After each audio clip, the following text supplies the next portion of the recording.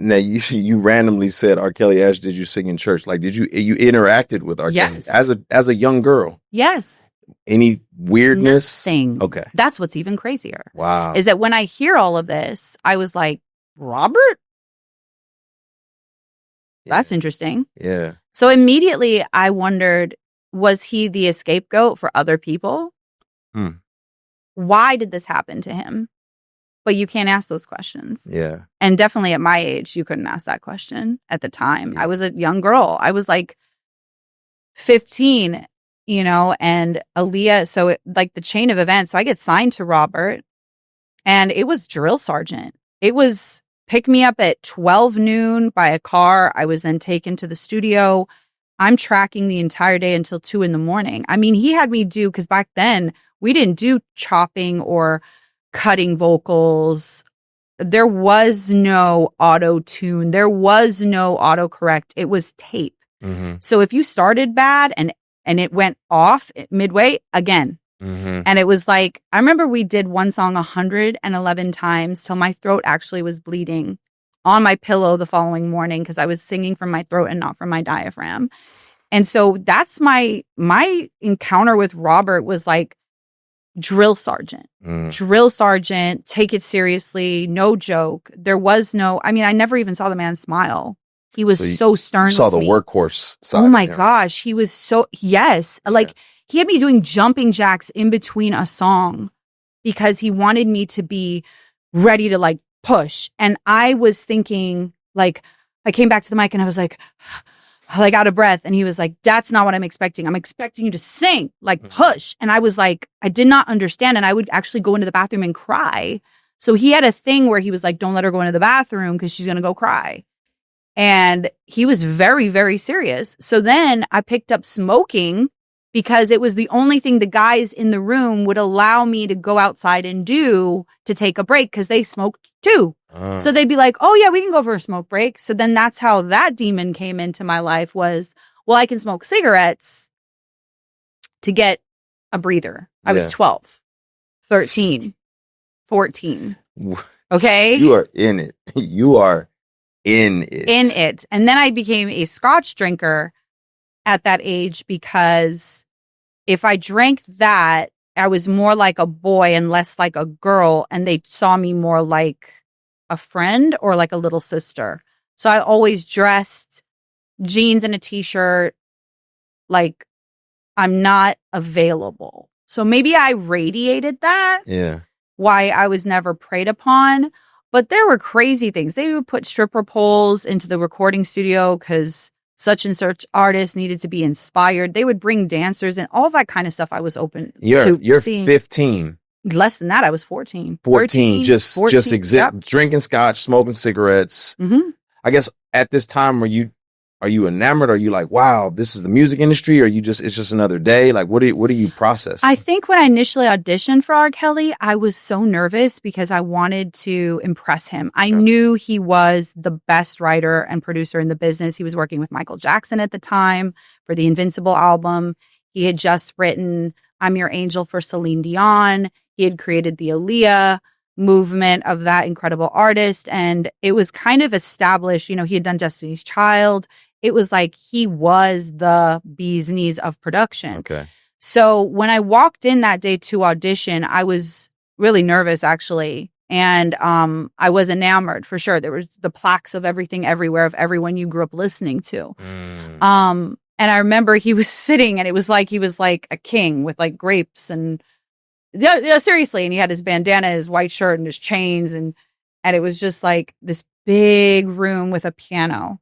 And he just sat and it was like dim amber lighting. And he was like, sing. Literally, that's how it was. And I remember I stood up and I sang Amazing Grace. I sang I Will Survive. And I sat down and he was like, when you come to an audition, you want to show. And I knew at that point it was over. Like I had lost the job or the opportunity.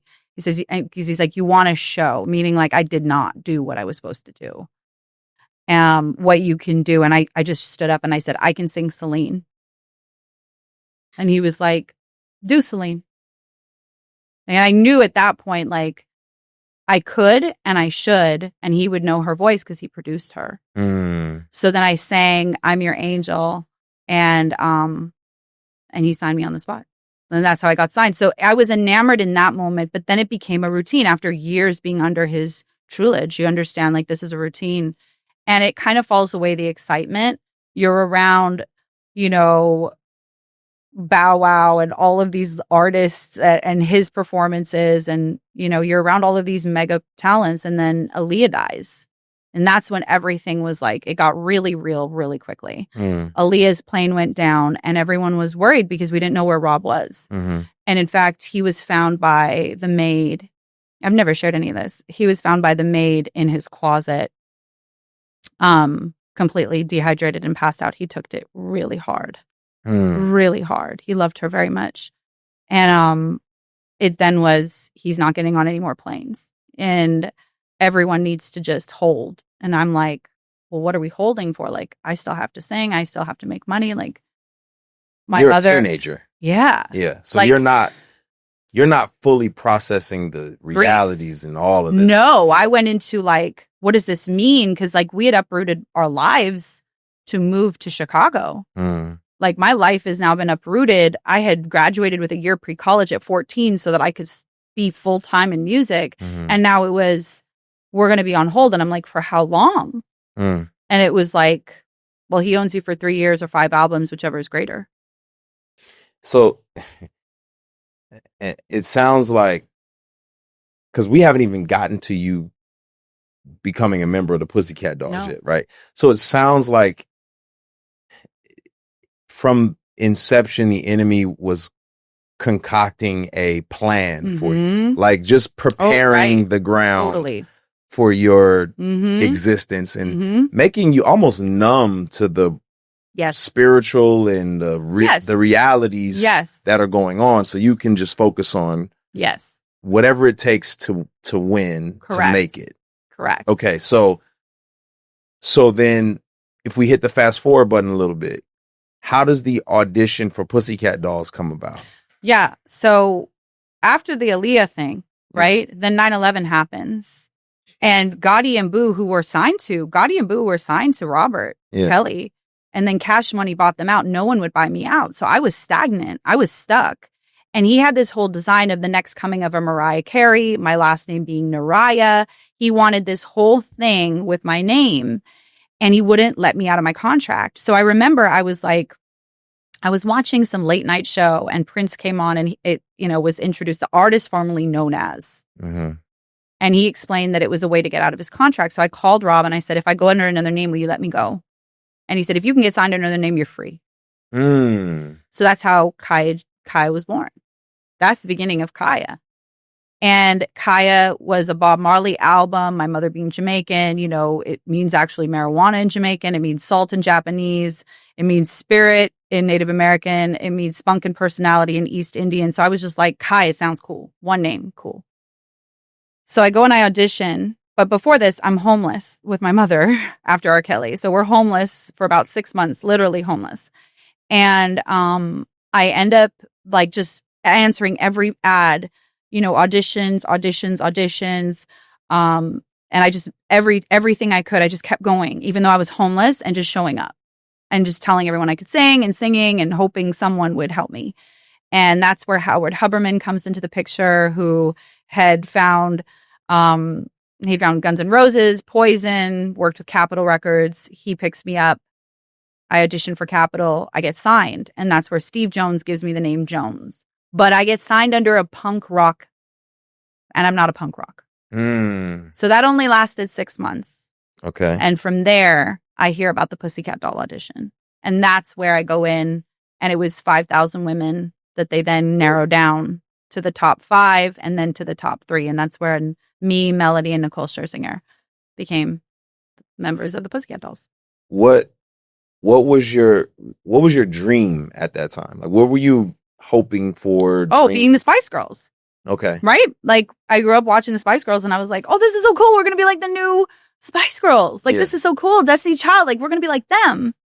For some people who weren't, like, for a younger audience, like, the Pussycat Dolls were a big deal. Yes. So this is a big ordeal for you to be in this group. Yes. Are you feeling like I made it? Totally. Okay. Totally. Yes. I mean, how we even narrowed down to the 3 that were chosen, because there was like 5 in the end, was Bono, Gwen Stefani, Eve, 50 Cent, JC Chazé, like all of these mega artists, Eve, like all these people picking who could be who. And then we're like part of, Interscope. And this is like the epitome at the time. You wanted to be part of Interscope. You wanted to be a part of Universal Music. That was like the gold ring. Yeah. So here we are. We're assigned to the gold ring. We are an A priority for the label, which people don't understand what that means. If you're a priority for the label, you are going to be the most successful because all eyes are on your project. 50 plus people are working on you day and night, coming up with concept, look, music. You're a machine behind you. And you need that. Like, it's not a bad thing. It's just where it's postured could be. And if there are bad people in it, then it definitely can be. Now, you're in this group. It's a priority for the label. Oh, yeah. You are kind of conditioned to be in this role. Yes. It's like a dream come true for a lot of people. Yes. Yeah. But are you thinking, first of all, what did the Pussycat Dolls represent? And were you okay or did you care? No, I did. Okay. So I think a lot of people don't understand that, but now they do. In this interview, I was signed to R. Kelly at 12. Music was not new to me in the Pussycat Dolls. To a lot of those girls, it was their first job. It was not my first job. I was under R. Kelly, who did not mess with me. And he was considered the worst of the worst, right? He's in prison still. So it ain't going to work in the Pussycat Dolls. What started to go on? Excuse me? Yeah, I got to go. I got to go. And I started to really feel that pressure because it was established, like the name was sex. You're singing about sex. You look like sex. And I was just like, at first it was cool, but then it was like, oh, this is weird.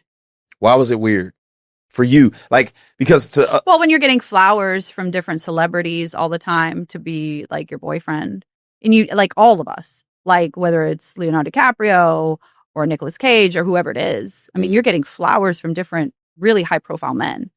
And that's exciting at first, or Eminem wants to cast you in his music video, which I was casted as Kim in his music video. Like you're getting all of this excitement. Or Mick Jagger wants you to sing background vocals for him. And it's like, wow, wow, wow.